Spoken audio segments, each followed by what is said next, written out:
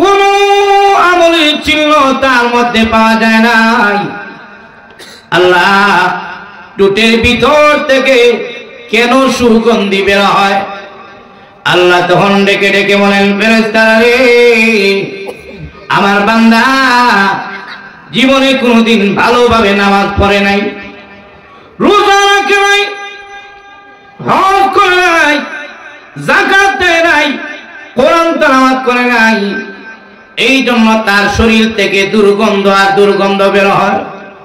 কিন্তু ফেরেশতারা রে, একদিন আমার বান্দা একটা মাহফিলে গেছে, বক্তা যখন বয়ান করতেছেন, বক্তা যখন বলছেন, জুড়ে বলেন সবাই আল্লাহু আকবার, ওই লোকটা ওই সময় আল্লাহু আকবার বলেছি, তার কোন আমল আমি আল্লাহর দরবারে কবুল হয় নাই, কিন্তু ওই আল্লাহু আকবার বলাটা আমি আল্লাহর কাছে পছন্দ হয়ে গেছে। তার এই আমলের সবটা আমি আল্লাহ টুটের নিচে লুকা রেখে দিয়েছিলাম। তোমরা যখন খুঁজে বের করেছো এই মাহফিলের মধ্যে আল্লাহু আকবার বলার কারণে, আল্লাহু আকবারের উসিলায় আমি মহান আল্লাহ আমার বান্দার বাকি সাজারে মাফ করে দিলাম।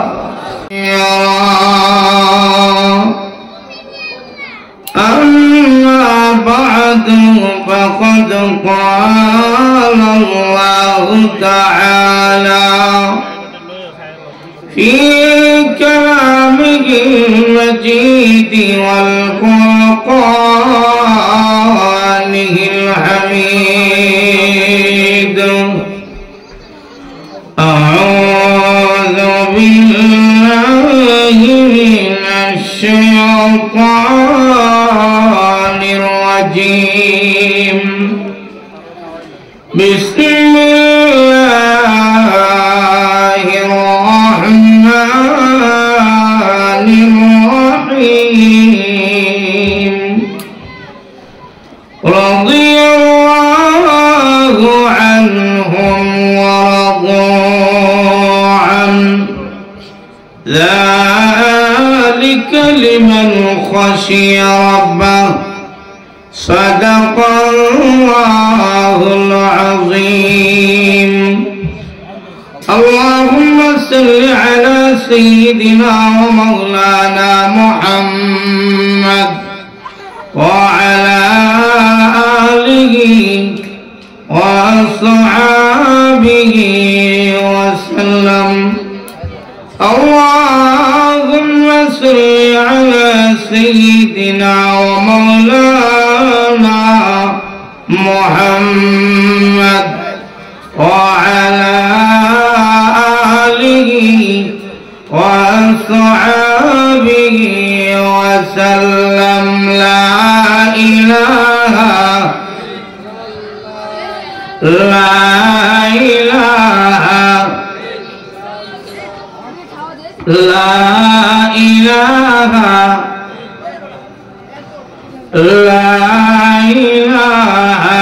إلا الله لا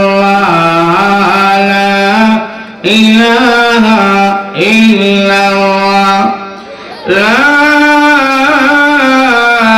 إله إلا الله محمد رسول الله صلى الله عليه وسلم হালিমাতুস সাদিয়া রাদিয়াল্লাহু তাআলা আনহা ইন্টারন্যাশনাল মহিলা মাদ্রাসা কর্তৃক আয়োজিত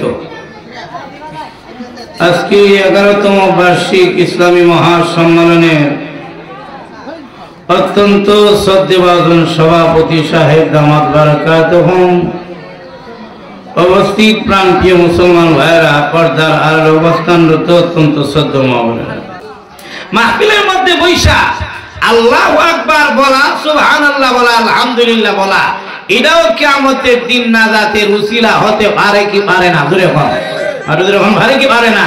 এইজন্য মাহফিলের বাইরে যারা আছে, ওয়াজ মাহফিলে নাই, যেমনে মন চাই এমনি চলাফেরা করতেছে, আসতেছে রাস্তাঘাটে, আমরা মনে করি এদের কপালটা হুড়া, আর জোরে বল, ঠিক কিনা? কারণ আমরা এখানে যেই কাজ করতেছি এটা কার কাজ? আর যখন না কার কাজ। আর যারা রাস্তাঘাটে বিড়ি সিগারেট খাইতেছে, এই দোকানে চলাফেরা করতেছে, মহিলা লইয়া ঘুরতেছে, বলেন তো দেখি এরা কি আল্লাহর কাজ করে না শয়তানের কাজ করে? আর যখন না কার কাজ করে? ও ভাইরা, শয়তানের কাজ করা দরকার না আল্লাহর কাজ করা দরকার। আপনি তো শয়তানের কাজ করতেছেন বাহিরে থেকে। আসেন ভিতরে, কোরআন মাহফিলে বসেন। এই মাহফিল যারা সাজিয়েছেন অত্যন্ত পরিশ্রম করে এই মাহফিল সাজিয়েছেন। সবাই মাহফিল দিতে পারে না, সবার টাকা সব জায়গায় লাগে না, ভালো কাজে লাগে না। তো আল্লাহ যে আমাদেরকে এই মাহফিলে পছন্দ করে আনলেন, সবাই জুড়ে করি আলহামদুলিল্লাহ। সবাই বলেন না জুড়ে করি আলহামদুলিল্লাহ। আপনারা তো এত দূরে বইছেন, কি রাগ করছেন নাকি? রাগ করছেন? আইয়া বলেন, রাগ করি না, সামনে আইয়া বলেন, সামনে আসেন, সামনে আসেন, কষ্ট করে, ভালো লাগবে। তা আসুন ভাইরা, আমি আপনাদের সামনে পবিত্র কোরআন শরীফের একখানা আয়াতের অংশ আপনাদের সামনে তেলাওয়াত করেছি। যে আলোচনাটা করতে চাই একটু বুঝে শুনে শুনবেন। মনে রাখবেন, মানুষ যদি বুঝে মানে তাকে বুঝানো যায়, আর যে বুঝে না তার সারা জীবন ওয়াজ করলো তার কানে শুনেই না। না, বুঝমানের জন্য ওয়াজ, বেবুঝের জন্য ওয়াজ নয়। অনেক মানুষ যে কোনো একটা কথা হেদায়েতের লাইন ধরতে পারে, আর অনেক মানুষ আছে হাজার কথা বলার পরও সে হেদায়েতের লাইনে আসতে পারে না, কারণ সে বুঝতে চায় না। যারা বুঝতে চায় তাদের জন্যই ওয়াজ। আমি আপনাদের সামনে যে বিষয়টা আলোচনা করতে চাই সেটা হলো সাহাবায়ে কেরামের মর্যাদা এবং তাদের আমল, তাদের গুণাবলী। সাহাবায়ে কেরাম ওনারা কেমন মর্যাদার অধিকারী? আগে বুঝুন সাহাবা, সাহাবী কাদেরকে বলে? সাহাবী বলা হয় একজনকে, যেমন আবু বকর সিদ্দিক একজন সাহাবী, হযরত উমর একজন সাহাবী, হযরত উসমান, হযরত আলী, হযরত তালহা, হযরত জুবায়ের, ওনারা হলেন একজন করে সাহাবী। আর সবাইকে মিলে বলা হয় সাহাবা, আসহাব। যারা রাহমাতুল লিল আলামিন আমার আপনার নবীকে নিজ চোখে দেখেছেন এবং দেখে ঈমান এনেছেন, এই ঈমান অবস্থায় যারা বিদায় হয়েছেন তাদেরকে বলা হয় সাহাবী। রাসূলের সাথে ঈমান আনছেন, এই ঈমান অবস্থায় বিদায় হয়েছেন, অথবা তাকে রাসূল ঈমান অবস্থায় দেখছেন, তাকে কি বলা হয়? সাহাবী, সাহাবা বলা হয়। তোমাদের মর্যাদা কত! তাম পৃথিবীর অলি গাউস কুতুব সবার আমল নামা যদি এক পাল্লায় রাখা হয়, আর সাহাবায়ে কেরাম যে নবীজিকে দেখেছেন এই দেখার সওয়াব যদি আরেক পাল্লায় রাখা হয়, নবীজিকে দেখার সমান সওয়াব বেশি হয়ে যাবে। আর জোরে বলুন সুবহানাল্লাহ। এই জন্য রাসূল বলেন, কেউ যদি আমার সাহাবীকে ইজ্জত করে, রাসূল বলেন সে যেন আমি রাসূলকে ইজ্জত করলো। রাসূল বলেন, কেউ যদি আমার সাহাবীকে গালি দেয়, সে যেন আমি নবীকে গালি দিল। নাউযুবিল্লাহ। বলনা এত মর্যাদা কেন হইল?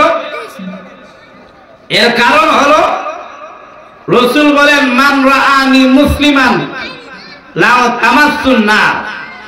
যেই ব্যক্তি আমি রাসূলকে নিজ চোখে দেখেছে, আল্লাহর জাহান্নামের আগুন তার জন্য হারাম হয়ে গেছে। আল্লাহর জাহান্নামের আগুন তাকে কখনো স্পর্শ করবে না। সুবহানাল্লাহ।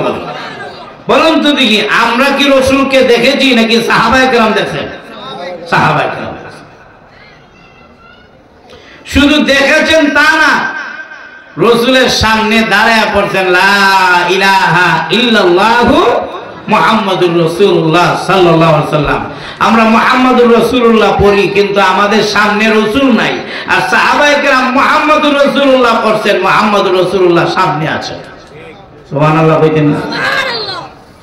এইজন্য আমরা যত আমলই করি, আমল কবুল হয় কি হয় না কোনো গ্যারান্টি নেই। বুঝলেন না? আপনাদের নামাজ পড়তেছেন, নামাজটা কবুল হয়েছে কিনা কোনো গ্যারান্টি আছে? আপনাদের কোনো গ্যারান্টি আছে? রোজা রাখতেছেন, রোজা কবুল হয়েছে কিনা কোনো গ্যারান্টি আছে? না। কিন্তু সাহাবায়ে কেরাম যে আল্লাহর কাছে প্রিয়, তাদের যে গ্রহণযোগ্যতা আছে, আল্লাহ তাআলা এর সার্টিফিকেট স্বয়ং আল্লাহ কোরআনে দিয়েছেন। আর যখন সুবহানাল্লাহ, যেমন আল্লাহ বলেন উলাইকা হুমুল মুফলিহুন,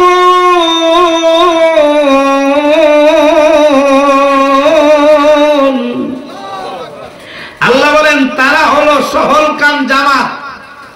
আমরা সফল হইছি কি হইছি না আমরা নিজেরাই জানি না, কিন্তু সাহাবায়ে কেরাম যে সফল হয়েছেন সার্টিফিকেট দিয়েছেন কে?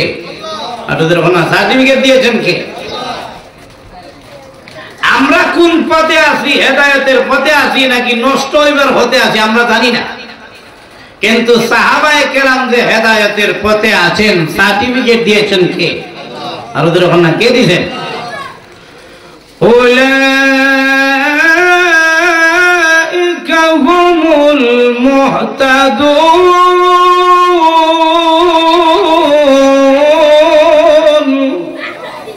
আল্লাহ বলে তারা হলো হেদায়েত প্রাপ্ত জামাত। তারা কারা? সাহাবায়ে কেরাম। সুবহানাল্লাহ কইতেন না? তবে সাহাবায়ে কেরামের মর্যাদা কোরআনের মধ্যে আছে কিনা নাই? একটু ধরে হন না। উলাইকা হুম খায়রুল বারিয়া। আমরা দুনিয়ার কোন মানুষ সার্টিফিকেট দেয় না যে আপনি ভালো মানুষ, এই কথা কই না। আর আল্লাহ বলেন গোটা সাহাবায়ে কেরামের জামাত হলো সর্বোত্তম জামাত। সুবহানাল্লাহ বলেন না? আর যদি এক একজন করে সাহাবীর মর্যাদা বলতে যাই, যেমন আবু বকর সিদ্দিক একজন সাহাবী, ওনার মর্যাদা কত? আল্লাহর রাসূল বলেন কিয়ামতের দিন 8টা জান্নাতের দরজা ডাকে ডাকবে, তার নামই হলো আবু বকর সিদ্দিক। রাদিয়াল্লাহু আনহু। শুধু আল্লাহর নবী বলেন কিয়ামতের কঠিন ময়দানে আল্লাহ রাব্বুল আলামিনের 8টা জান্নাত শুধু আবু বকরকে ডাকবে তা না। রাসূল বলেন ও আমার উম্মতেরা শুনে গো, আমি নবীজি মেরাজের রজনীতে জান্নাতে গিয়েছিলাম। তখন আমি নবীজি জান্নাতের ভিতরে ঢোকার সময় জান্নাতের প্রধান গেটের মধ্যে আমি নবীজি আমার নামটা দেখেছি। আরো ভিতরে প্রবেশ করলাম, তাকা দেখি জান্নাতের বাগানের গেটের মধ্যে আমি নবীর নাম লেখা আছে। জান্নাতের হাউজে কাউসারের গেটের মধ্যে আমি নবীজির নাম লেখা আছে। জান্নাতের নহরের গেটের মধ্যে আমি নবীজির নাম লেখা আছে। এমনকি জান্নাতের প্রতিটি পাতায় পাতায় আমি নবীজি আমার নামটা দেখেছি। রাসূল বলেন সাহাবীরা রে, জান্নাতের অলিতে গলিতে আমি নবীজি আমার নাম দেখেছি। আমার নামের নিচে আমার প্রিয় সাহাবী আবু বকর সিদ্দিকের নামটাও দেখেছি। সুবহানাল্লাহ বলেন। আলাদা আলাদা মানে কত সম্মান। সুবহানাল্লাহ কইতেন না? চন্দ্র নিরাত্রি দিক আল্লাহর নবী রাহমাতুল লিল আলামিনকে আম্মা জান আয়েশা বলেন ইয়া রাসূলুল্লাহ ইয়া হাবিবাল্লাহ, আল্লাহর নবী গো, ওই যে আকাশের মধ্যে লক্ষ লক্ষ তারকা দেখা যায়, এত পরিমাণ আপনার কোন উম্মতের আমলনামায় এত পরিমাণ সওয়াব আছে? আল্লাহর নবী ডেকে ডেকে বলেন আয়েশা, এর চাইতে আরো 1000 বেশি আমল নামার মধ্যে, এর চাইতে বেশি সওয়াব আছে আমার উমরের আমলনামায়। আম্মা জান আয়েশার চেহারাটা মলিন হয়ে গেছে। কেন? বলে উমরের কথা বললেন, কিন্তু নবীজি আমার আব্বার কথা কেন বললেন না? শ্বশুরের কথাই কইলেন না। মনটা বেজার হয়ে গেছে। আল্লাহ নবী ডাক দিয়ে বলেন ও আয়েশা, তোমার চেহারা মলিন হয়েছে কেন আমি জানি। এর কারণ হলো তোমার বাবার কথা বলি নাই, এই জন্য চেহারা মলিন হয়ে গেছে। আয়েশা শুনে রাখো, পৃথিবীর যতগুলো বস্তু আছে প্রত্যেকটা বস্তুর সাথে মানুষের আমলনামা সবগুলো গণনা করা যায়। কিন্তু আয়েশা তোমার বাবা আবু বকর সিদ্দিকের আমলনামার মধ্যে এত সওয়াব আছে পৃথিবীর কোন বস্তুর সাথে তার তুলনা করা যায় না। সুবহানাল্লাহ। হযরত উমর সম্পর্কে রাসূল বলেন, আমি আপনাদের কাছে জানতে চাই নবীজির কি কোন জিনিসের প্রতি কোন লোভ ছিল? লোভ ছিল নাকি? আল্লাহ রাব্বুল আলামিন নবীজিকে ডেকে ডেকে বলেন, ও জিবরাইল, আমার নবীকে আমি আল্লাহ বাদশাহী দিতে চাই। আমার নবী যদি বাদশাহী চায়, আমি আল্লাহ আমার নবীরে বাদশাহী দিব। উহুদ পাহাড়টারে আমি আল্লাহ স্বর্ণ বানায়া দিব। আমার নবীরে কে বলেন, প্রভু বাদশাহীর কোনো প্রয়োজন নাই, আমি তোমার গোলাম হিসাবে থাকতে চাই। সুবহানাল্লাহ।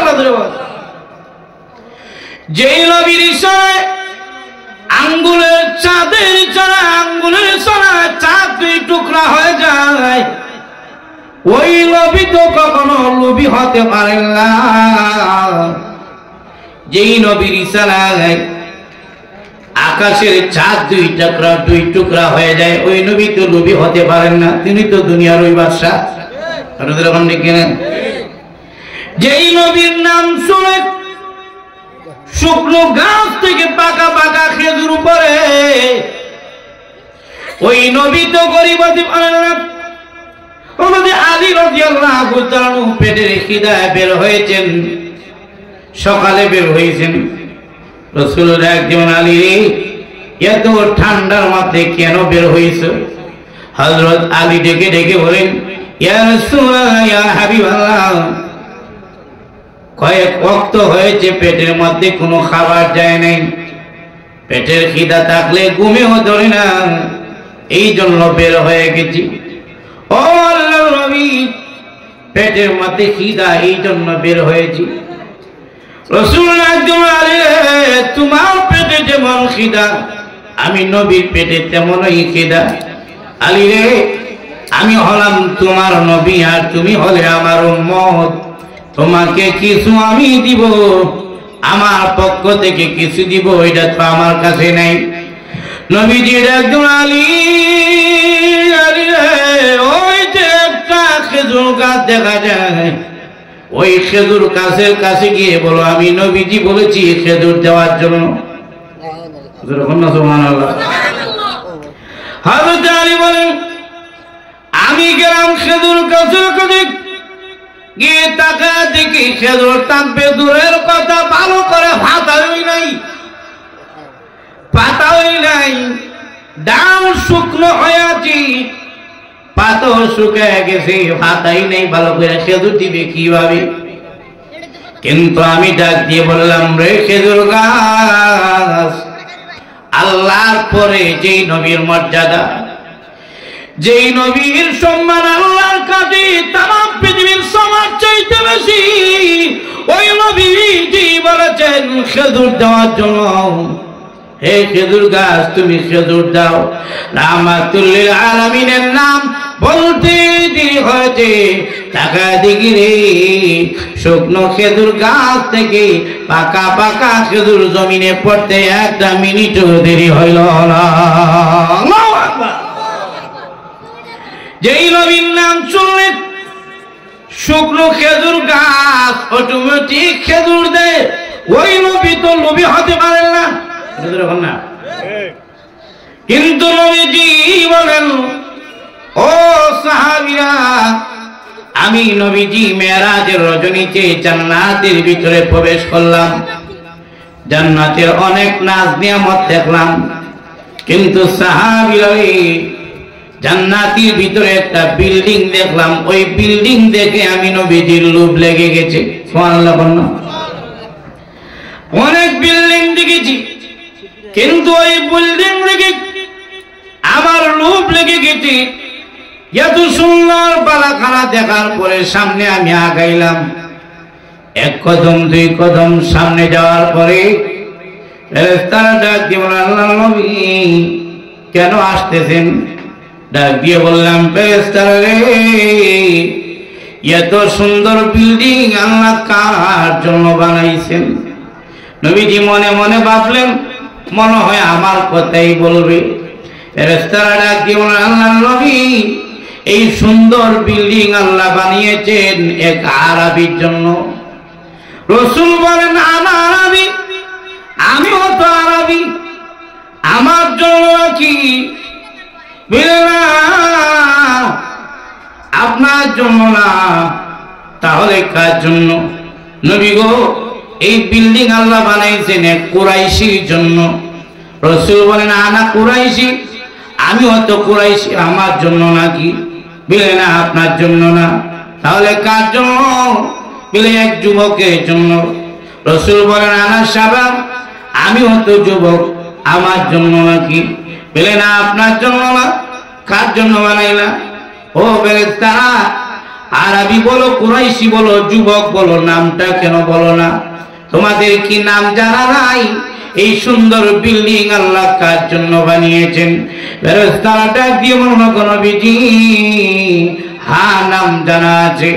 আল্লাহ এই সুন্দর বিল্ডিং বানাইয়া আল্লাহ রাব্বুল আলামিন তখন ঘোষণা দিয়েছেন, ও জান্নাতের খাদেম খুদ্দামেরা, ও জান্নাতের হুর ও গিলমানেরা, তোমরা সাক্ষী থাকো, আমি মহান আল্লাহ এই সুন্দর বিল্ডিং বানাইছি ওমর ইবনুল খাত্তাবের জন্য।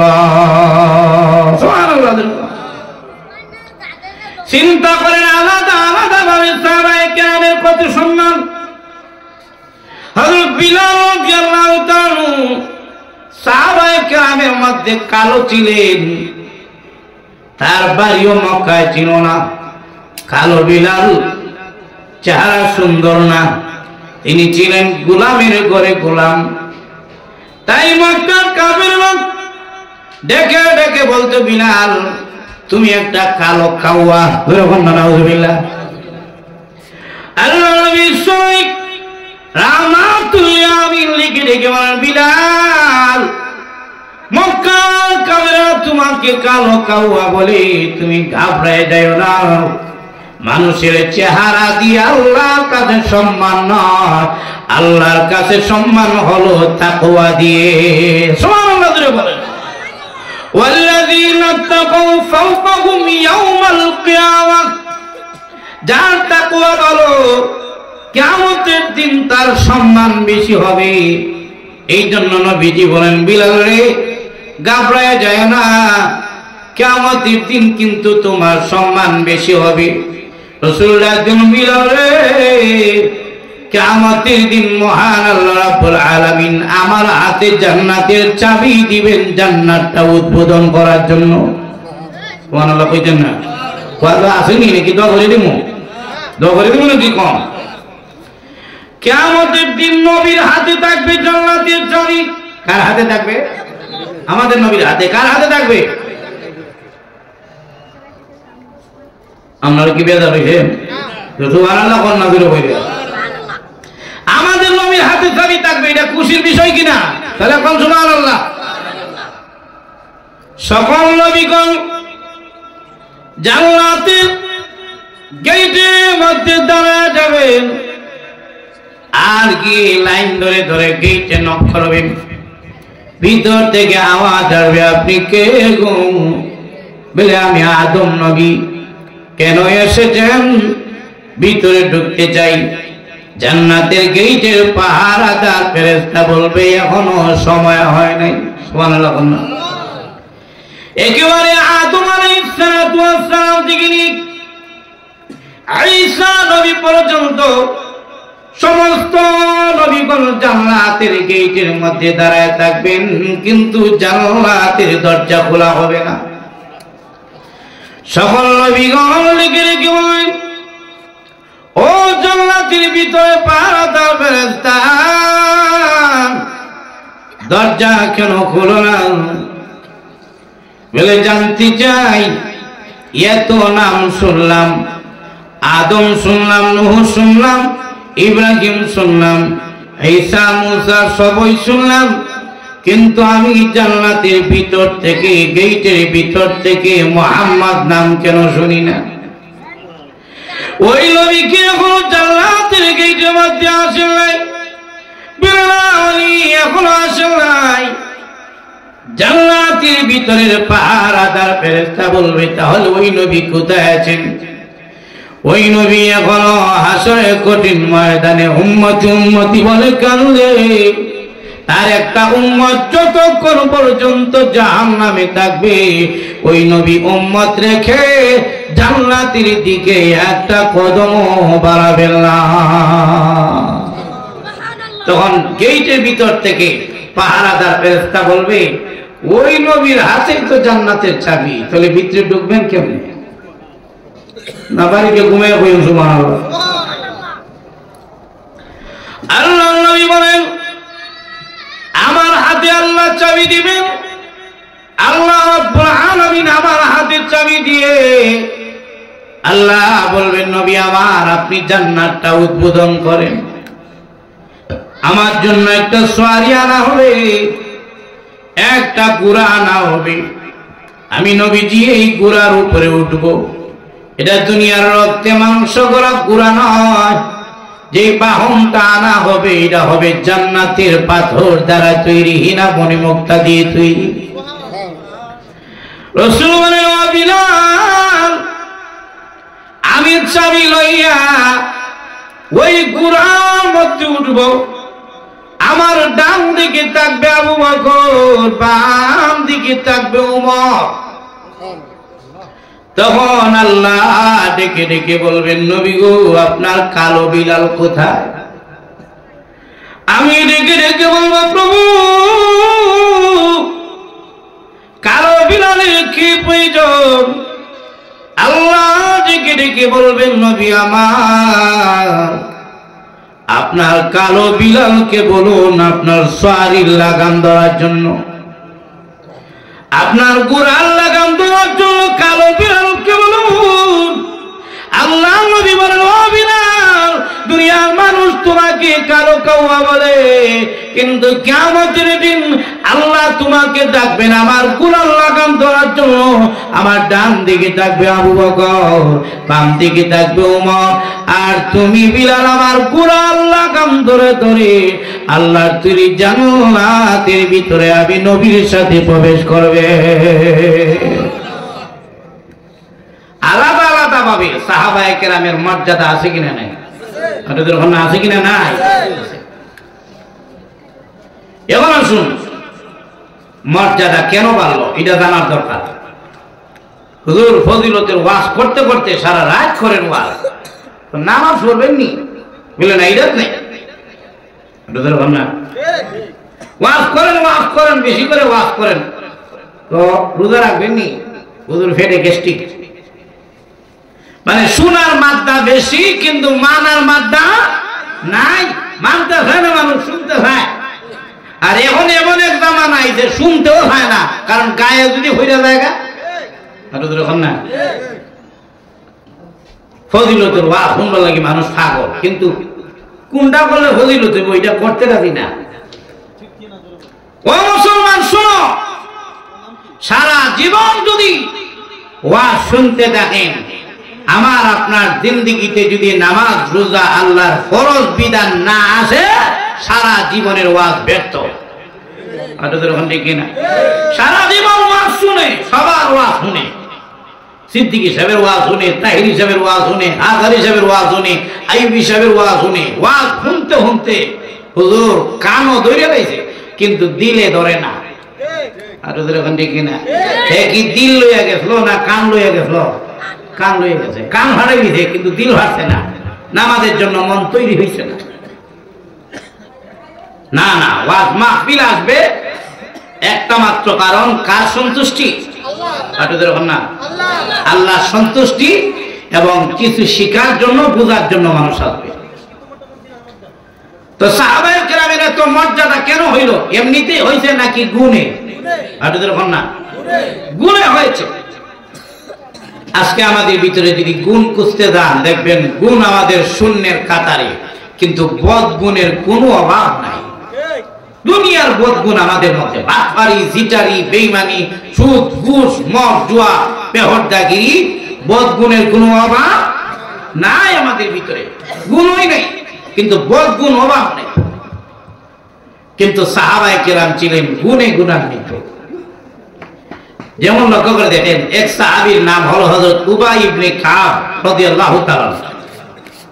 রাসূল ডাক দিয়ে বলেন, হে উবাই ইবনে কাব, একটু কোরআন শরীফ তেলাওয়াত করে শোনাও তো।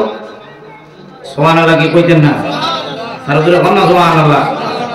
চিন্তা করেন কে বলতেছে? ছাত্রের যদি কোরআন তেলাওয়াত সুন্দর হয়, উস্তাদের মনটা চায় শুনতো।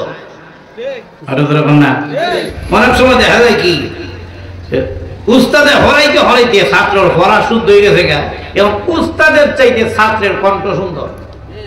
আর ওদের বলেন না, তখন কর এই ছেলে আসো একটা তেলাওয়াত করে শোনাও, তো সবাই শুনি। মুরব্বি 4-5 জন এলে শুনতে নিয়ে আমার ছাত্রের তেলাওয়াত, তখন দেখা যায় কলজাটা বইরা জায়গা। সকল সাহাবায়ে কেরামের উস্তাদ হলেন নবীজি। নবীজি ডাক দিলেন, উবাই ইবনে কাব, কোরআন তেলাওয়াত করে শোনাও তো দেখি একটু। সুবহানাল্লাহ কইতেন না? এতেই বোঝা যায় তেলাওয়াত সুন্দর কি সুন্দর না।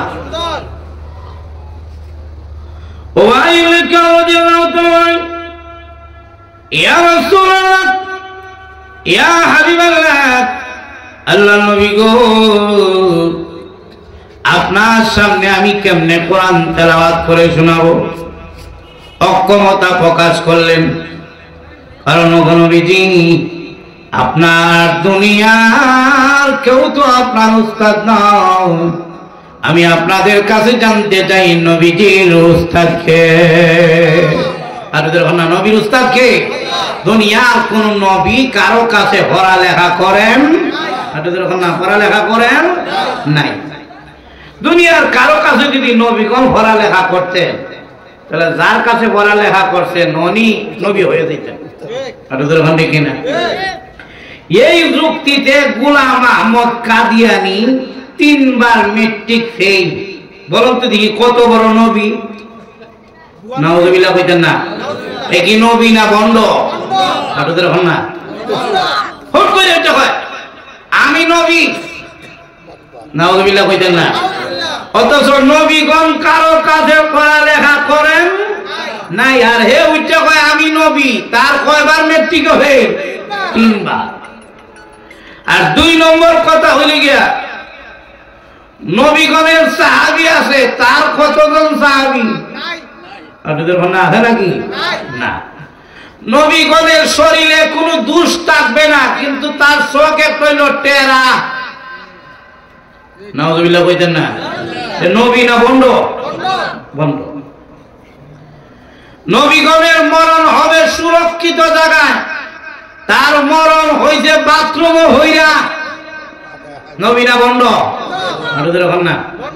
নবীর ঘরে কোন নবী আছে? আমাদের নবীর পরে কি আর কোন নবী আছে নাকি? নাই। রাসূল বলেন, আমার পরে এক হাদিসে বলছেন 30 জন বন্ড মিথ্যাবাদী নবী দাবি করবে। রাসূল বলেন, অথচ আমি হলাম শেষ নবী, আমার পরে কোন নবী নাই। ওই দরজা বন্ধ হয়ে গেছে গা। সুবহানাল্লাহ কইতেন না? দরজা কি হয়ে গেছে গা? বন্ধ হয়ে গেছে গা। এখানে আর ঢুকবার নবুয়তের সিরিয়াল নইবার কেউ নাই। রাসূল বলেন, উম্মা, আমার পরে যদি কেউ নবী হইতো, হযরত উমর রে আল্লাহ নবী বানায় দিত, কিন্তু আমার পরে কোন নবী নাই। দরজা বন্ধ। কোরআনে আয়াত আছে কিনা নাই? আপনাদের ওখানে আছে কিনা নাই?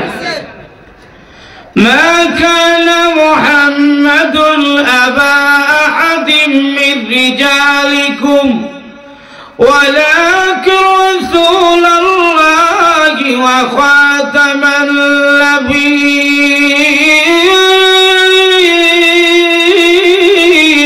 النبيين. رسول হলেন খাতামুন নবিয়্যিন। রসুল হলেন শেষ নবী, নবীর পরে আর কোন নবী নাই। সুতরাং যেই নবী দাবি করবে সে নবী নয়, সে হলো বন্ড। সে কি? বন্ড।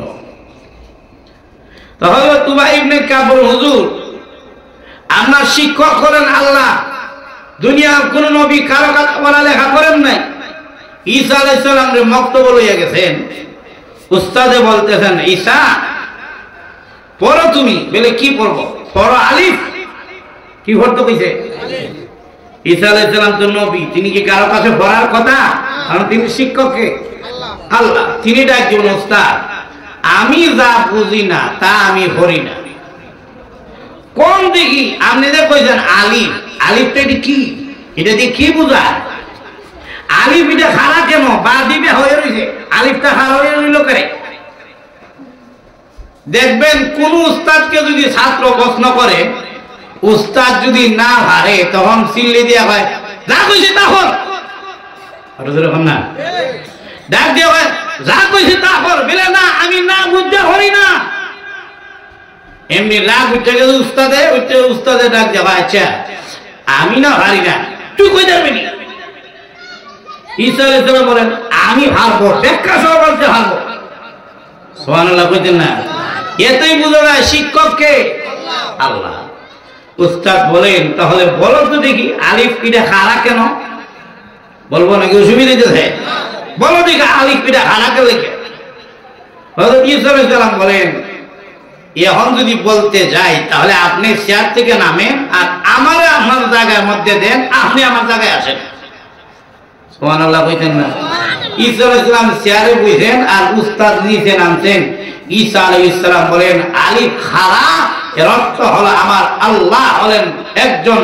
এই আলিফ খাড়া রাখতে আল্লাহ বুঝাইছেন আল্লাহর ওয়াহদানিয়ত, আল্লাহ লা শারীক, আল্লাহ একক, আল্লাহর মধ্যে কোনো দ্বিতীয় নাই।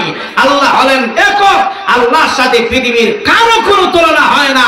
আল্লাহ হলেন একক, আল্লাহ খাড়া আছেন একক ভাবে, দুনিয়ার কারো সাহায্যের কোনো প্রয়োজন হয় না। এটা যখন দেখি না নবীগণ পড়ছেন কার কাছে? না আমাদের নবীর কাছে জিবরাইল আইছেন, আয়া বলতেছেন হুজুর আপনি পড়েন। বলে কি করবো? এ পড়া আপনি পড়ুন। বলে এ পড়া আপনি পড়ুন। রাসূল বলেন কার নামে পড়তাম? বলে আপনি আপনার রবের নামে পড়বেন। জিবরাইল পড়াচ্ছেন আর রাসূলও পড়তেছেন এ পড়া। জিবরাইল বলেন এ পড়া, রাসূলও বলেন এ পড়া। তো বারবার পড়তেছেন, রাসূলের জিহ্বা বারবার নড়তেছে, রাসূলের কষ্ট হচ্ছে।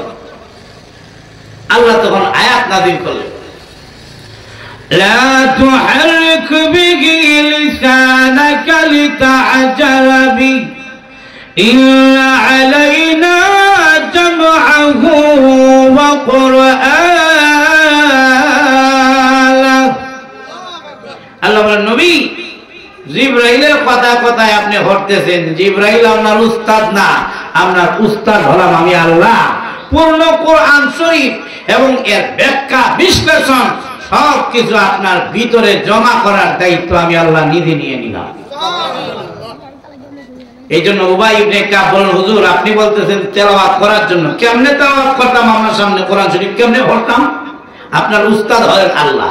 আর 2 নম্বর হলো ডাইরেক্ট আপনার উপরে কোরআন নাযিল হয়েছে। সুবহানাল্লাহ। বারবার বললেন হে উবাই ইবনে কাব তুমি কোরআন তেলাওয়াত করো। হযরত উবাই ইবনে কাব বলেন ওগো নবীজি আপনার সামনে আমি কেমনে তেলাওয়াত করব? আপনার কাছে কোরআন নাযিল হয়েছে এবং আপনার শিক্ষক হলেন আল্লাহ। বারবার বলেন উবাই ইবনে কাব রাদিয়াল্লাহু তাআলা অক্ষমতা প্রকাশ করলেন, আমি পারবো না। এক পর্যায়ে আল্লাহর নবী ডেকে ডেকে বলেন ও উবাই ইবনে কাব কোরআন তেলাওয়াত করে শোনাও, কারণ স্বয়ং মহান আল্লাহ বলেছেন তোমার কোরআন তেলাওয়াত সুন্দর। কে বলেছেন তেলাওয়াত সুন্দর? আল্লাহ বলেছেন। আপনি যদি কোম্পানি করে যান, কেন্দ্রীয় মসজিদে যদি আপনি নামাজ পড়েন, ইমাম সাহেবের পিছনে যদি সূরা ফাতিহা শুনেন, তখন দেখবেন মজা আর মজা। আপনি যদি কুমিল্লায় যান সেখানে আরো বেশি মজা, ঢাকা যদি যান সেখানে আরো বেশি মজা, সৌদিতে গিয়ে যদি আপনি কাবা শরীফের ইমামের পিছনে যদি সূরা ফাতিহা শুনেন, মনে হবে এই মুহূর্তে প্রথম শুনছেন, জিন্দেগিতে আর শুনছেন না। সুবহানাল্লাহ। বেশি সুন্দর লাগে। আর আল্লাহ বলতেছেন আমার গোলামের উবাই ইবনে কাবের তেলাওয়াত সুন্দর, চিন্তা করেন দি আল্লাহ তার সুন্দরের কথা বলেছেন, তার তেলাওয়াত কত সুন্দর। হযরত উবাই ইবনে কাব রাদিয়াল্লাহু তাআলা বলেন, ইয়া রাসূলুল্লাহ, ইয়া হাবিবাল্লাহ, আল্লাহর নবী, আল্লাহ যে বলছেন আমার কোরআন তেলাওয়াত সুন্দর, আল্লাহ কি আমার নাম বলেছেন? আল্লাহ আল্লাহ তোমার নাম ধরে বলেছেন তোমার কোরআন তেলাওয়াত সুন্দর। হযরত উবাই ইবনে কাব আনন্দে আত্মহারা হয়ে গেলেন। আল্লাহ নবী গো, আমার আর জীবনে কোনো চাওয়ার পাওয়ার নাই, মহান মনিব যখন আমার নাম নিয়েছেন আমার জীবন ধন্য হয়ে গেছে। এই যে কোরআন তেলাওয়াত শুদ্ধ করা, এটা কি শুধু গুণ না, অনেক বড় গুণ। না, প্রত্যেকটা মুসলমানের মৃত্যুর আগ পর্যন্ত, কিয়ামত পর্যন্ত প্রত্যেকটা মুসলমানের জন্য নামাজের জন্য যতটুকু সূরা কেরাত দরকার এতটুকু মুখস্থ করা এবং এতটুকু শুদ্ধ করা হলো ফরজ, কোনো মাপ নাই।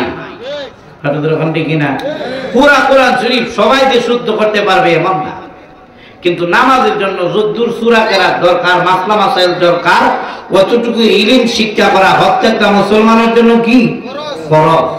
আপনি নামাজ হয়ে গেছেন মন চাই এমনি সূরা পড়বেন, এটা কি আল্লাহ সহ্য করবো? না। আপনি যদি কোর্টে যান, কোর্টে যদি প্রত্যেকবার হাজিরাতে গিয়ে যদি আপনি অশুদ্ধ কথা কন, এটা দেখতে খারাপ লাগবে। মসজিদে গিয়ে যদি বারবার ওই আলহামদুলিল্লাহ সূরা উল্টে হলে পড়েন, আল্লাহ খারাপ লাগবে।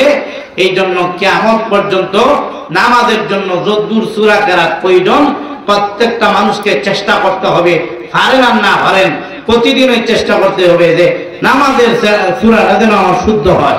যদি শুদ্ধ না হয়, আপনি যদি মারা যান, তাহলে মহান আল্লাহ রাব্বুল আলামিন কিয়ামতের দিন আপনাকে কারিয়ে কোরআন বানায় হাশরের ময়দানে তুলবেন।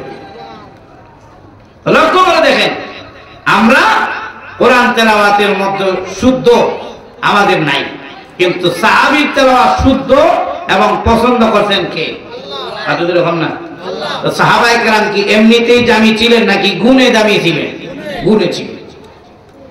আসুন আর আলোচনা লম্বা করব না, শুধু আর একজন সাহাবীর গুণের কথা বলব। বেশি ওয়াজ এটা ফেস লাগে জায়গা। না, ওই জোহরের পরে তিনজন, আসরের পরে একজন, মাগরিব পরে একজন, এশার পরে তিনজন। বেশি ওয়াজ শুনতে শুনতে মনে থাকে না। না, এখনের মুসলমান চার কালিমাই ভালো করে পারে না, তো এত ওয়াজ মনে রাখতো কেমনি? না, তখন ফেরের মধ্যে গিয়া সব দাইলে চলে গিয়ে জায়গা কিছুরের জায়গা। এক হুজুর গেছে এক এলাকায় ওয়াজ করতো, আর দাওয়াত খাইতে গেছে এক মুরিদের বাড়ি। তো তার বাড়িতে দাওয়াত খাইতে গিয়ে কইছে হুজুরের দিকে, এই তোর বাড়িতে যে দাওয়াত খাইতে আইলাম, তুই নামাজ পড়স নি? এ উঠে মাঝে মাঝে। বলুন তো দেখি, মাঝে মাঝে কোন নামাজ আছে? নামাজ কি মাঝে মাঝে আছে নাকি সবসময়? এ উঠে কি মাঝে মাঝে? হুজুর কয়, আচ্ছা মাঝে মাঝে যখন পড়স, কত দিকে ফজর নামাজ কয় রাখা? কত দিকে ফজর নামাজ কয় রাখা? 4 রাখা। হে উচ্চা হুজুর, সময় নষ্ট করে লাভ নাই, বাদটা আমি আর ফাঁকে ফাঁকে কই হলে। আসলে হে জানে না, মনে মনে নিয়ত করছে বাদ আনতে গেলে বৌরে দিকেই তো কয় রাখা। আসলে হে কি জানে? নামাজ হল না তো জানতো কমে। এরকম বেনামাজি আমাদের সমাজে আছে কিনা? নাই। ফজর নাই, যোহর নাই, আসর নাই, মাগরিব নাই, এশা নাই, তাহাজ্জুদ নাই, জানাজা নামাজ নাই, ঈদের নামাজ নাই, এরকম হাক্কা বেনামাজি আছে কিনা? নাই, আছে। তো হে রাকাত জানবো কেমনে? নামাজই পড়ে না। বউর কাছে যখন গেছে, জিজ্ঞেসে খানা আনতে গিয়ে, কি গো কত দেখি ফজর নামাজ কয় রাখা? বউ কইয়া দিছে 4 রাখা। কয়টা জায়গা হুজুরে জিগাইলে কই মনে ফজর নামাজ 4 রাখা। স্ত্রী ডাক দিয়ে বলে, আপনাদের 4 রাকাত কইবেন? যদি জোহরের কথা জিগায়, কহ যে বেশমানুল্লাহ, জোহরের কথা জিগাইতে আপনি কইবেন 12 রাখা। আসরের কথা যদি জিগায় কয়ে বলবেন 8 রাখা। কইতে কইতে 5 ওয়াক্ত নামাজের রাকাত শিখাই দিছে। এ হকতই ভালো না কইতো, কয় ওয়াক্ত শিখাই দিছে? 5 ওয়াক্ত। 5 ওয়াক্ত নামাজের রাকাত যখন শিখাই দিছে, হে ভাত আর তরকারি আনা নেওয়া করে, কিন্তু কয় না নামাজ কয় রাকাত। হুজুর যখন জমা দিছে, এই কষ্ট নেই বাজার নামাজের রাকাত কয় রাকাত, এমনি হে উঠে ডাক দিয়ে হুজুর বিয়া তুমি মাফ করবেন, দেরি হয়ে গেছে, ফজর নামাজের রাকাত মাত্র হলো 10 রাকাত। কয় রাকাত কইছে? 10 রাকাত। ওই যে হুজুরে দমক দিছে, সব টাইমে সব কি গেছে গা, ওই হে যে ফজর নামাজের রাকাত পারে না, 5 ওয়াক্ত নামাজের রাকাত যখন বউয়ে শিখিয়ে দিছে, সব মাঝখানে গুড়াগাড়া হইয়া ফেস লাগিয়া ডাইলে সাউলে কিছু রয়ে গেছে। বউয়ে ডাক দিয়ে হয়, হুজুর ডাক দিয়ে হয়, তুমি এটা কেমনে বলে ফজর নামাজ 10 রাকাত? যে ফজর নামাজ কই 10 রাকাত, তার বাড়ি আর খাইয়া লাভ নাই, তাই না? আর দাও খাইতাম না, গল্লা লইয়া হুজুর জায়গা লাড়ি লইয়া এমনি ডাক দিয়ে হয়, পিছনে পিছনে ডাক দিয়ে, হুজুর দাওয়াতটা খাইয়া যান না, খেলেকে খাইতাম না, দিতে ভালো না। তো হুজুর একবারের ভুল, আল্লাহ মাফ করে, আমি ভুলে বইয়া লাইছি 10 রাকাত, কইতাম আসলাম 20 রাকাত। বউয়ে পিছন দিকে ডাক দিয়ে কয়, এই বেটা কত না 4 রাকাত, এ হাত দিয়ে দেখায় কয়, এই হুজুরে 20 রাকাত 10 রাকাতেই মানে না, তোর 4 রাকাত কেমনে মানতো? এই অবস্থা হয়েছে কেন? বেশি শুনছে, অথচ 4 রাকাতই মানে না কইতো। তা আমরাও বেশি ওয়াজ শুনতে শুনতে সব ডাইলে সব কি গেছে গা, কি ফিরিয়া এমন ফেসে গেল গা, কোন হুজুরে কোন ওয়াজ করলো, আর হুজুরে হন না আকর্ষণ কমে যায় না। বেশি ওয়াজ দরকার নাই, 4টা ওয়াজ আপনারা করি। আর রাসূল হাদিসে বলছেন, নিম্নে মানের কোন সাহাবীকে যদি আমার উম্মত অনুসরণ করে, তার জন্য জান্নাতে যাওয়া সহজ হয়ে যাবে। আর হুজুরে হন না, এক সাহাবীর 4টা গুণ। রাহমাতুল লিল আলামিনের ওই সাহাবীর নাম হলো জাফর রাদিয়াল্লাহু তাআলা। নাম কি? আপনাদের হন না, নাম কি? আল্লাহর নবী ডাক দিয়ে বলেন, জাফর রে, তোমার মধ্যে নাকি 4টা গুণ রয়েছে, যেই গুণগুলো আল্লাহ পছন্দ করেছেন।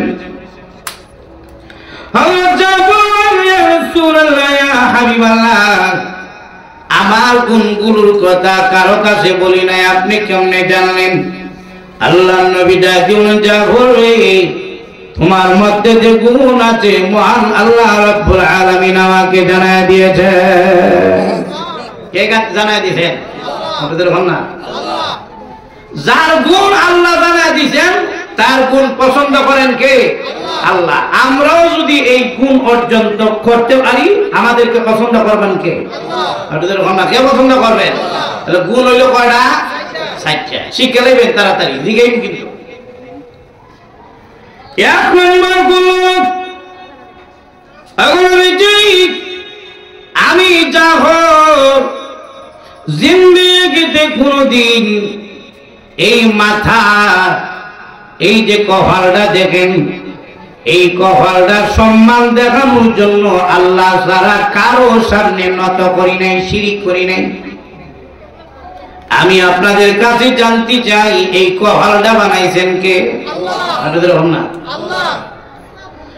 ফেরেশতারা যখন সব বানাবেন, আল্লাহ ডেকে ডেকে বলেন, ফেরেশতারা রে, আমার বান্দার সব তোমরা বানাও, কিন্তু কপালটা বানায়ো না। খালাকতু বিয়াদাইয়া, আমি মহান আল্লাহ নিজ হাত দ্বারা আমার বান্দার কপালটা বানাবো। কারণ আমার বান্দা এই কপাল দিয়ে আমি আল্লাহকে সিজদা দিবে, সিজদায় গিয়ে বলবে সুবহানা রাব্বিয়াল আ'লা। এই জন্য আমি আল্লাহ কপালটারে নিজ হাত দ্বারা বানাবো। এই জন্য বান্দার কপালে অনেক দাম। কোন বান্দা বান্দি যখন সিজদাতে যায়, সিজদা গিয়ে যখন খাঁটি ভাবে সিজদা দেয় আর বলে সুবহান আল্লাহ, আপনি পবিত্র। আল্লাহ বলেন, বান্দারে, ও বান্দি, তুই আমি আল্লাহরে পবিত্র বললি, যা আমি মহান আল্লাহ তুমি বান্দারে পবিত্র বানায়া দিলাম। সুবহানাল্লাহ বলেন।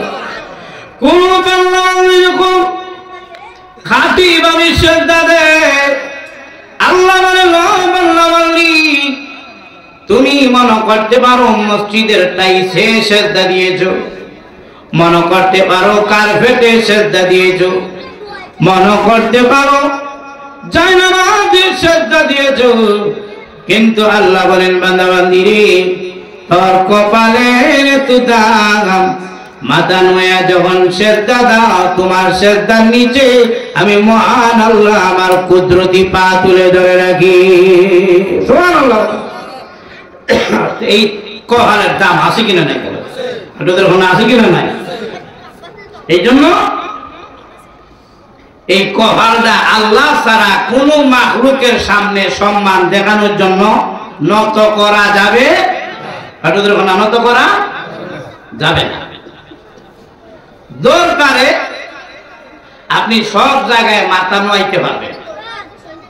যেমন আপনি জুতার ভিতা বানবেন, মাথা নোয়াই তৈব, এটা কি জুতার সম্মানে নাকি দরকারে?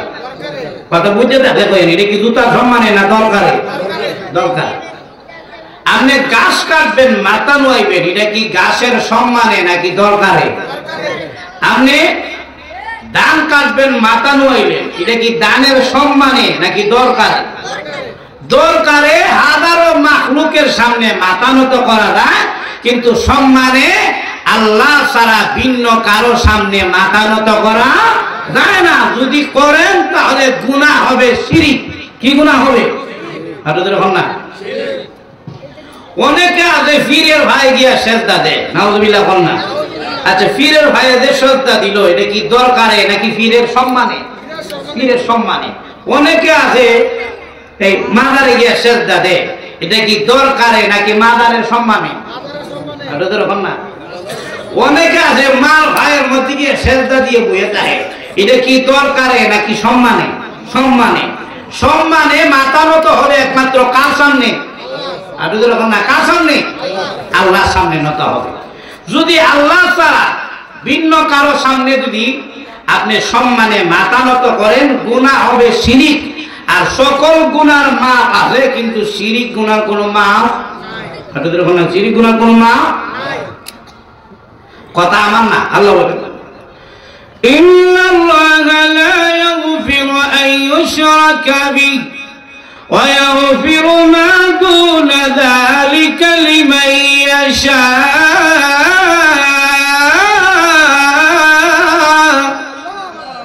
আল্লাহ বলেন সকল গুনাহ আমি আল্লাহ ইচ্ছে করলে মাফ করতে পারি, নাও করতে পারি, কিন্তু শিরক গুনার কোনো মাফ আপনাদের কোনো মাফ নেই।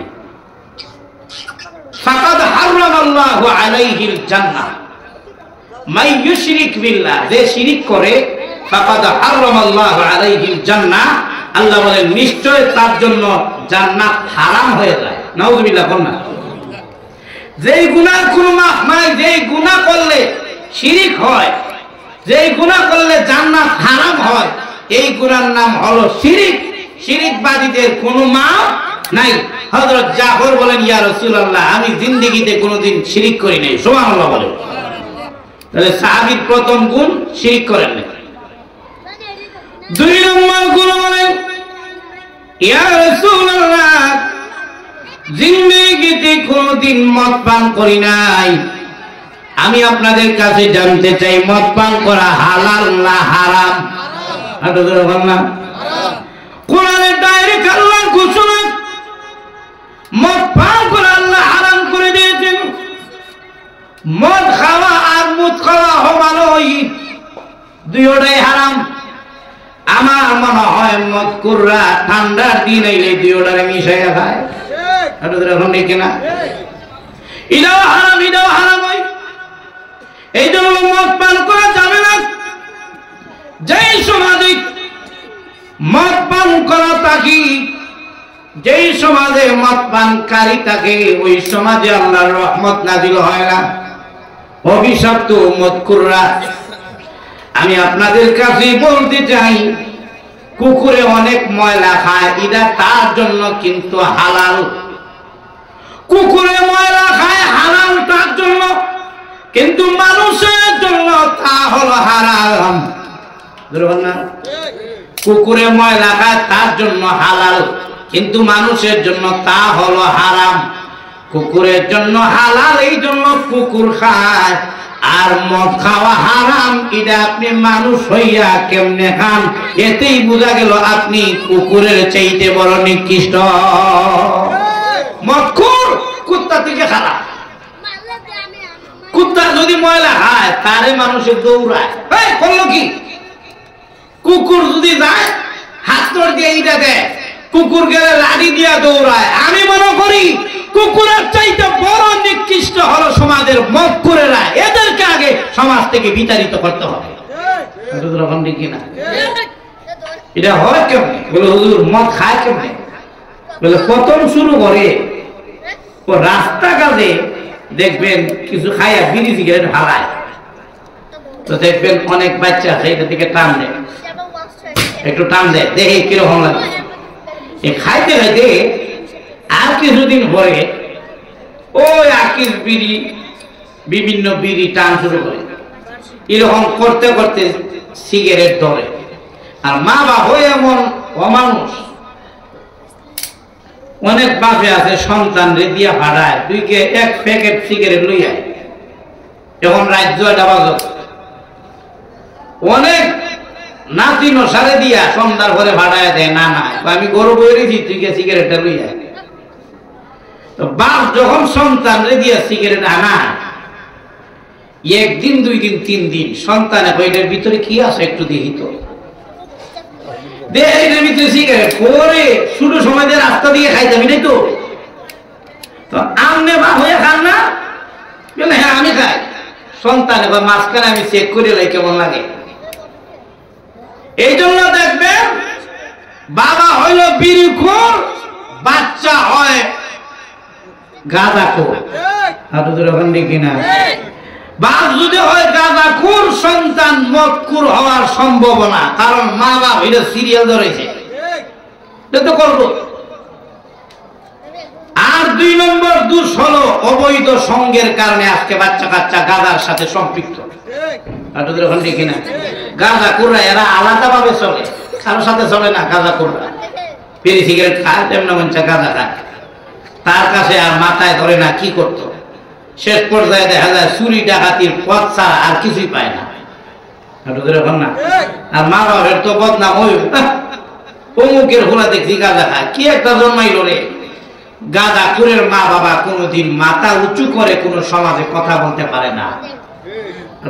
কিনা তবে তুমি এইসব আসন দিতা, তোমার হোলাই দিয়ে গাঁজা খায়। এই জন্য মদ যদি বন্ধ করতে হয়, বিড়ি সিগারেট বন্ধ করতে হবে, গাঁজা বন্ধ করতে হবে। এখন তো বের হইতে হিরোইন বের হইছে। অনেকে তো ওইটারে কয় ডাইল, ডাইল কইয়া চালায় দেয়। ডাইল খাইবে নি তুই? ডাইল খাইবে, ওইগুলা খায়, উল্টা ফাল্টা খায়। এইগুলোর মাধ্যমে সমাজ নষ্ট হয়, সমাজের যুবকদের চরিত্র নষ্ট হয়। উঠতি বয়সের বাচ্চাগুলো গাঁজা সিগারেট খাইতে খাইতে মদের মধ্যে চলে যায়। কিনা হযরত জাফর বলেন, আমি জিন্দেগিতে কোনোদিন মদ পান করি না। কেন? দুইটা কারণে। প্রথম নম্বর হলো, যেই মদ পান করলে আমার হুঁশ বুদ্ধি ঠিক থাকে না। মদ খাইছি মনে হলে ওই অমুক বিড়িতে, কিন্তু বাড়িতে হেতা খাই দেখি লঙ্গি নাই। লঙ্গি গেছে কো, যেখানে মদ খাইছে এইগুলো হলে গেছে। এখন না 10 বছর আগে মা মারা গেছে, বাড়িতে এটা হয় আম্মা দরজা খুলে, দরজা খোলার ঘরে তাকায় দেখে এটা তার বউ। কারে মা ডাকলো? কারে মা ডাকছে? বউটা কি বই রয়েছে। হযরত জাফর বলেন, যেই মদ পান করলে আমার হুঁশ বুদ্ধিটা ঠিক থাকে না, এই মদ পান আমি করি নাই। বলুন তো দিকে এই গুণটা পছন্দ করছেন কে? আল্লাহ। গুণটা পছন্দ করছেন কে? গেল কয় গুণ? 2 গুণ। 3 নম্বর গুণ বলেন, ইয়া রাসূলুল্লাহ, জিন্দেগিতে কোনদিন আমি জাফর জিনা করি নাই। জিনা এখন সমাজের অলিতে গলিতে চলতেছে। জিনার আসামি প্রত্যেকেই বাবা জিনা করে সন্তান জানে না, সন্তান জিনা করে মা বাবা তা প্রকাশ করে না। যখন ঠিক কিনা আমার ছেলের কি বয়স হয়েছে এই কাজ করতো? প্রতিটি পাড়ায় পাড়ায় জিনার কেন্দ্র, টাকার বিনিময়ে জিনা করা যায়, চরিত্র নষ্ট করা যায়। বিয়া বাড়ি যদি শুরু হয়ে যায় দেখবেন জিনা শুরু হয়ে যায়। মায়াগুলো ছেলেগুলো রাত্রে চলাফেরা করতেছে, সেলফি তুলতেছে, বিয়ার গেইটে গিয়া ফটো তুলে। রাত্রে দেখা যায় ঠিক মতো একজন পাওয়া যায় না। জিনার বাজার প্রতিটি ক্ষেত্রে ক্ষেত্রে, শহরে বন্দরে গেলে দেখবেন রাস্তায় টিকিট বিক্রি করে জিনাগুর মহিলারা। না জিনা বেড়ে গেছে। জিনা বাড়ার কারণ কি? এর মধ্যে প্রথম কারণ হলো গান বাজনা। আজকে মোবাইলে, টিভি, সিনেমায় গান বাজনা বেড়ে যাওয়ার কারণে জিনা বেড়ে গেছে। 2 নম্বর হলো প্রতিটি মানুষের হাতে হাতে মোবাইল এসে গেছে। আজকে ঘর থেকে ইমুতে লিখে বের হয়, আসো তুমি কই যাইবা। রাত 2টা যদি হয় 2টার সময় যাইতে রাজি, নদী পার হইয়া যদি যাইতে হয় 7-8 দিয়ে রাজি। এইভাবে জিনার ক্ষেত্র প্রতিটি জায়গায় জায়গায় হয়ে গেছে। বিয়ার সময় বিয়া করে না, বিয়া করে 30 বছর বয়স কিনা মাঝখান সব শেষ।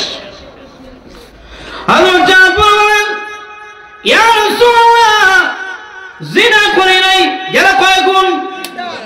গেছে কয় গুণ? 3 গুণ। 4 নম্বর গুণ হলো ইয়া রাসূলুল্লাহ, জিন্দেগিতে কোনদিন মিথ্যা কথা বলি নাই। ইসলাম গ্রহণের আগেও মিথ্যা কথা বলি নাই, ইসলাম গ্রহণের পরও জিন্দেগিতে মিথ্যা কথা বলি নাই। মিথ্যা কথা সগীরা গুনাহ নয়, মিথ্যা কথা হলো কবিরা গুনাহ। সকল গুনাহের গোড়াইটা জবানটা এমন একটা জবান, এই জবানের মাধ্যমে কারো খালাস হয়ে যায়, কারো বিনাশ হয়ে যায়। আর এখন দেখি না টাকার কারণে সঠিক সাক্ষী দেয় নাই, মিথ্যা সাক্ষী দিয়ে হাজার হাজার আসামিকে ফাঁসির কাছে জানাইছে, আর হাজার হাজার আসামিকে সঠিকভাবে সাক্ষী দিয়ে একেবারে খালাস করে দিয়েছে। জবান দিয়ে মিথ্যা কথা বলে নাই। আজকে সমাজের প্রতিটি ক্ষেত্রে ক্ষেত্রে মিথ্যার জবান ছেড়ে গেছে। বাবা ছেলে মিথ্যা কথা কয়, মা ছেলে মেয়ে মিথ্যা কথা বলে, স্বামী স্ত্রী মিথ্যা কথা বলে। কয় আমার ছেলে কি আমার কাছে মিথ্যা কথা কইব, অথচ হে রই গে 1 নম্বর বাটপার। আমার মেয়ে কি আমার কাছে মিথ্যা কথা বলবে নাকি? কিন্তু কিছুদিন পরে এই মেয়েরে আমার হওয়া যায় না। কেন? মিথ্যার সরাসরি সমাজে হয়ে গেছে। এমনকি মসজিদের মধ্যে কেউ মানুষ মিথ্যা কথা বলে। এমনকি যদি হুজুরের বেতনের লেগে যদি যায়, ইয়া যদি কয় দেন যদি 200 টাকা আর 100 টাকা বেতন, কিস্তি আছে, 1 মাস পরে আইও, 1 সপ্তাহ পরে আইও, কিস্তিটা আগে দেই। বুঝা যায় এটা আল্লাহর ফরজ বিধান কিস্তি দেওয়া। নাউজুবিল্লাহ বললাম। এই কথা বলে মিথ্যা ছড়ায় দেয়। আল্লাহর নিকৃষ্ট বিধানের মধ্যে, হারামের মধ্যে একটা হলো কিস্তি, সুদ। এরকম না, মেয়েগুলো বের হইতে চায় না। বাঙালি নারীরা এত সহজে ঘর থেকে বের হতে চায় না, কিন্তু কিস্তির নাম দিয়ে আজকে সমাজে যা চলছে যে পুরুষের কাছে কিস্তির টাকা দেয় না, মহিলা না আইলে দিতে চায় না। কিনা আমি একজনকে লাগে বলে কিস্তির টাকা দাও, বলে না বাবির সাথে আগে পরিচয় করাই দেন, তার আবার কোন খাইলা বাবি লাগে। আর আপনিও কেমন বেলা দা বেশরম, যেই মেয়েটা বাড়ির পর্দা থেকে আসলো, আপনি আইনের মধ্যে আপনার বউডারে কিস্তির লোকের সামনে বার করে দিলেন। আমি মনে করি আপনার মতো স্বামী দুনিয়াতে বাঁচার কোনো অধিকার না। বিয়ে করলেন আপনি, কিন্তু সদ্য বেড়া কিস্তি বেড়াই দিয়ে আপনার বউরে দেখে দেয়। নাউজুবিল্লাহ মিন যালিক। এইভাবে মিথ্যার সরাসরি হয়ে গেছে। মসজিদে কেউ মিথ্যা কথা বলে। আমি এক মুসল্লির জিগাইলাম, তুমি গাঁজা খাওনি? ও হুজুর, জিন্দেগিতে গাঁজা খাই না। আমি বলি তুমি দেখি বারবার চক্কর মারো, বুঝতাম কেমনে গাঁজা খাও না। ডাকতেও না হুজুর মসজিদের সামনে আসেন, দেখেন কেমন বেঈমান, আমার হাতে হাত রেখে কেমন মিশা কথা বলে। আঙ্গুল মসজিদের দিকে ইশারা দিয়ে বলে হুজুর জিন্দিগিতে কখনো গাঁজা খাই না। তার বন্ধু এক সিএনজি ড্রাইভার দিকে গেলাম, হে বুঝি গাঁজা খায় না। ডাক দিয়ে বলে হুজুর আপনি বলেন সে গাঁজা করে না। এইভাবে সমাজের মধ্যে মিথ্যার ছড়াছড়ি, অথচ মিথ্যাবাদী রূপে আল্লাহ লানত। তাহলে একটা দুইটা গুণের কথা বললাম না, কয়টা গুণের কথা বলেছি বলেন? প্রথম নম্বর হলো শিরিক করেন নাই, 2 নম্বর হলো মদ পান করেন নাই, 3 নম্বর জিনা করেন নাই, 4 নম্বর মিথ্যা কথা বলেন নাই। এই 4 গুণ যদি অর্জন করতে পারি আল্লাহ পাক আমাদের মর্যাদাও বাড়ায় দিবেন। এই 4 গুণ শোনার পরে আল্লাহর নবী রাহমাতুল লিল আলামিন কি বলছেন শুনেন। আল্লাহর নবী রাহমাতুল লিল আলামিন বলেন, জাফর আমি নবীজি ভেবেছিলাম তোমার আর আমার চেহারায় শুধু মিল পাওয়া যায়। নবীজির চেহারার সাথে কয়েকজন সাহাবীর চেহারার কিছু মিল পাওয়া যেত। হাসান হুসাইন নবীজির চেহারার সাথে কিছু মিলে যেতেন। হযরত জাফরের চেহারা নবীজির চেহারার সাথে কিছু মিল পাওয়া যেত। রাসূল একজন জাফর আমি নবীজি ভেবেছি তোমার চেহারা আমার চেহারা মিলে যায়, কিন্তু জাফর আমি তাকায় দেখি আমার গুণের সাথে তুমি জাফরের গুণগুলো মিলে যায়। সুবহানাল্লাহ বলেন। সাহাবায়ে কেরাম কি এমনিতেই দামি হয়েছেন নাকি গুণে? আপনাদের হন না, গুণে দামি হয়েছেন। এই জন্য আল্লাহ তাআলা আয়াতের মধ্যে আল্লাহ বলেন রাদিয়াল্লাহু আনহুম ওয়া রাদু আন। আল্লাহ রাব্বুল আলামিন বলেন আমি আল্লাহ তাদের প্রতি খুশি, তারাও আমার প্রতি খুশি। সাহাবায়ে কেরামের প্রতি খুশি হয়েছেন তিনি কে? বলেন না তিনি কে? আল্লাহ খুশি হয়েছেন। কেন খুশি হলেন? আল্লাহ রাব্বুল আলামিন বলেন যালিকা লিমান খাশিয়া রাব্বা। সাহাবায়ে কেরামের ভিতরে ছিল আমানুত্তাকুল্লাহ, তারা সত্যিকার ঈমানদার ছিলেন, তাদের ভিতরে ছিল আল্লাহর ভয়। আল্লাহর কসমকে বলি কারোর ভিতরে যদি আল্লাহর ভয় না থাকে জিন্দেগিতে সে গুনাহ থেকে বাঁচতে পারবে না। আল্লাহর ভয় মানুষকে গুনাহ থেকে বাঁচায়। কোন মানুষ যখন গুনাহ করতে যায় যদি মনে করে আরে আমি যে এই গুনাহ করব, এই গুনার জন্য কিয়ামতের কঠিন ময়দানে কি জবাব দিব, আল্লাহর দরবারে কি জবাব দিব, আমার রবের দরবারে আমি কি জবাব দিব, এইভাবে যখন আল্লাহর ভয় কোন মানুষের ভিতরে ঢুকে গুনাহ করতে পারে না। নির্জন হতে পারে, একা ঘরের মধ্যে হতে পারে, জঙ্গলে হতে পারে, কিন্তু সে গুনাহ করে না, কারণ সে আল্লাহকে ডরায়। লক্ষ্য করে দেখেন এক মহিলা নবীজির আমলে, এক মহিলা শত শত মাইলের ভিতরে কোনো বাড়ি ঘর নাই, এক মহিলা একা একা হেঁটে যাচ্ছে। একজন মহিলা মানুষ শত শত মাইলের ভিতরে কোনো বাড়ি ঘর নাই, একা একা যায়, নির্যাতন হওয়ার সম্ভাবনা আছে। মহিলা তরতর করে কাঁপতেছে আর হাঁটতেছে। সামনে গিয়ে একজন সাহাবীর সাথে দেখা হলো, একজন যুবক সাহাবীর সাথে দেখা হলো। যুবককে দেখে ওই মহিলা তরতর করে করে কাঁপতেছে। এমনি যুবক দেখে মা কাঁপতেছেন কেন? ও যুবক খাবার কারণ হলো এই জায়গার মধ্যে কেউ নাই, শত শত মাইলের ভিতরে কোন বাড়ি করতে নাই।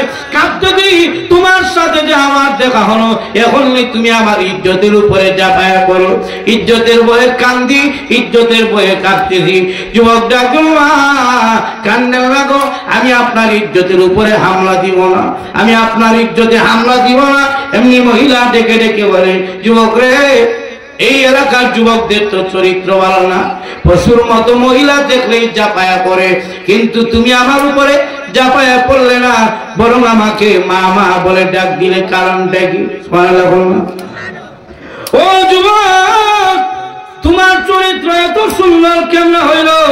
যুবক ডেকে ডেকে বলে মাগো আমারও চরিত্র খারাপ ছিল, কিন্তু জানেন না কিছুদিন আগে রাহমাতুল লিল আলামিনের হাত ধরে আমি কালেমা পড়ে মুসলমান হয়েছি। কালেমা পড়ে মুসলমান হওয়ার পরে নবীজি আমাকে শিক্ষা দিয়েছেন, যুবক রে তুমি যেখানেই থাকে না কেন, যেখানেই তুমি থাকো সেখানে আল্লাহ আছেন। তুমি যদি জঙ্গলে থাকো সেখানে খারাপ কাজ করলে আল্লাহ দেখবেন, তুমি যদি পাহাড়ে থাকো গুহার নিচেও থাকো সেখানেও কিন্তু আল্লাহ দেখেন, দরজা লাগায় যদি গুনাহ করো সেখানেও আল্লাহ দেখেন। মাগো আল্লাহর ভয় রাসূল আমাকে ঢুকিয়ে দিয়েছেন, কোরআনের আয়াত জানায় দিয়েছেন, ইয়া আইয়ুহাল্লাযীনা আমানু তাকুল্লাহ ওয়াল তানজুর নাফসুম মা কদ্দামাত লিগাদ, ইয়া আইয়ুহাল্লাযীনা আমানু তাকুল্লাহ হাক্কা তুকাতি ওয়া লা তামুতুন্না ইল্লা ওয়া আনতুম মুসলিমুন, ওয়া আম্মা মান খাফা মাকামা রাব্বিহি ওয়া নাহা আন-নাফসা আনিল হাওয়া ফাইন্নাল জান্নাতা হিয়াল মাওয়া ওয়া লিমান খাফা মাকামা রাব্বিহি জান্নাতার। মাগো আমাকে রাসূল জানায় দিয়েছেন, ওয়া রাজুলুন দাআতু ইমরাতু যাতু মানসুবি ওয়া জালাল ফাকালা ইন্নী আখাফুল্লাহ। ও যুবক আমাকে রাসূল জানায় দিয়েছেন, যুবক রে তুমি যেখানেই করো, তুমি যেখানেই থাকো গুনাহ কাজ করো না, আল্লাহ কিন্তু সব জায়গায় তোমার সাথে আছেন। তোমার সার রোগের চাইতে আল্লাহ বেশি কাছে আছেন। যুবক রে এই জন্য গুনার কাজ করো না। আল্লাহ কোরআনে ঘোষণা দিয়েছেন, যে ব্যক্তি গুনার কাজ থেকে আমি আল্লাহর ভয়ে বেঁচে থাকে আমি আল্লাহ তাকে জান্নাত দিব। আল্লাহ বলেন, যে ব্যক্তি আমি আল্লাহর ডরে গুনার কাজ থেকে বেঁচে থাকে নগদ আমি আল্লাহ তাকে 2টা জান্নাতের ঘোষণা দিলাম। যে ব্যক্তি আমি আল্লাহর ডরাইয়া গুনার কাজ থেকে বেঁচে থাকে কিয়ামতের কঠিন ময়দানে যেই দিন আল্লাহর আরশের ছায়া ছাড়া আর কোনো ছায়া থাকবে না, ওই সময় আল্লাহ যে যুবক আল্লাহর ভয়ে গুনাহ থেকে বেঁচে থাকে তাকে আল্লাহ তাআলা আল্লাহর আরশের নিচে নিয়ে জায়গা দিবেন। মাগো রাসূল আমাকে আল্লাহর ভয়ের কথা বলেছেন, এই জন্য জঙ্গল হতে পারে, একাকী জায়গা হতে পারে, আল্লাহর ভয়ের কারণে আজকে আমি নিরবধিনার কাজ করি না। সুবহানাল্লাহ বলেন। কেন? সাহাবায়ে কেরামের ভিতরে ছিল কার ভয়? আপনাদের ওখানে কার ভয় ছিল? এই জন্য আল্লাহ বলেন, যালিকা লিমান খাশিয়া রাব্বা। কেন আমি আল্লাহ সাহাবায়ে কেরামের উপরে আমি আল্লাহ খুশি হয়ে গেলাম? এর কারণ হলো সাহাবায়ে কেরামের ভিতরে ছিল আল্লাহর ভয়। আল্লাহ বলেন, ইমতিহান আল্লাহ, আমি আল্লাহ পরীক্ষা করে দেখেছি সাহাবায়ে কেরামের কলবকে। আল্লাহ বলেন, আমি আল্লাহ পরীক্ষা করেছি সাহাবায়ে কেরামের কলবকে। আমাদের যদি এসর করে এসর কাপড়ের মধ্যে উঠে জায়গা মানুষের ভিতরে কোন জায়গাটা নষ্ট হয়ে গেছে, ভিতরে কি আছে এসর কাগজের মধ্যে উঠে যায়। আল্লাহ বলেন, আমি আল্লাহ সাহাবায়ে কেরামের কলবটাকে পরীক্ষা করেছি। আল্লাহ বলেন, সাহাবায়ে কেরামের কলবের ভিতরে আমি আল্লাহর ভয় ছাড়া আর কোনো কিছু না। সুবহানাল্লাহ। এই জন্যই তাদের মর্যাদা। আমাদের ভিতরে যদি আল্লাহর ভয় আসে মর্যাদা বাড়ায় দিবেন কে? আল্লাহ আসতে বলেন, আমরা মর্যাদা বাড়ায় দিবেন কে? আল্লাহ বাড়ায় দিবেন। কিন্তু আমরা একটু চিন্তা করি না, আমরা দরজা লাগায় গুনাহ করতে একটু দ্বিধাবোধ করি না, আমরা জিনা করতে, মিথ্যা কথা বলতে, চুগলখড়ি করতে, মানুষ নামে গীবত বলতে আমরা একটু দ্বিধাবোধ করি না। অথচ মনে রাখবেন, যা কিছুই করেন সব কিন্তু আল্লাহ দেখেন, শুনেন। দেখি না মিয়া, যা করেন আপনি কেউ শুনে না, কেউ জানে না। আল্লাহ বলেন, আমি এমন আল্লাহ, তুমি 20 বছর ধরে কি চিন্তা করবা এটা তুমি জানো না, কিন্তু আমি আল্লাহ জানি। আল্লাহ সুবহানাল্লাহ কইতেন না? সুবহানাল্লাহ আসতে কইলে আমরা যদি মহিলারা হইলে এত সরল সুবহানাল্লাহ। আপনি এখন কি করবেন এটা না আপনি জানেন, কিন্তু আপনি 20 বছর করে 10 বছর করে কি কল্পনা করেন আল্লাহ বলেন তাও আমি আল্লাহ জানি। এর অর্থ হলো মানুষ যেখানেই থাকুক না কেন আমি আল্লাহর উপস্থিতিতে আছি। আল্লাহ বলেন, আমি আল্লাহ সব সময় সাথে আছি। এই জন্য যুবক ভাইরা গুনার কাজ ছেড়ে দেন, আল্লাহর পথে চলে আসুন। মনে রাখবেন, এই দুনিয়া কিছুই না। আজকে আপনি আছেন, সবাই আপনার সাথে আছে। কালকে যদি আপনি মারা যান, কেউ আপনার সাথে? আপনাদের ওখানে কেউ আছে? নাই। আপনি যদি মারা যান গা, এই কথা আপনার আব্বাও বলবে না যে আমার ছেলেটারা আরো 20টা দিন ফ্রিজের মধ্যে রেখে দাও, এই কথা কইব। আমার বউ এই কথা কইতো না যে আমার জামাইটারে আরো 20টা দিন ফ্রিজে রেখে দাও। আপনার মাও বলবে না।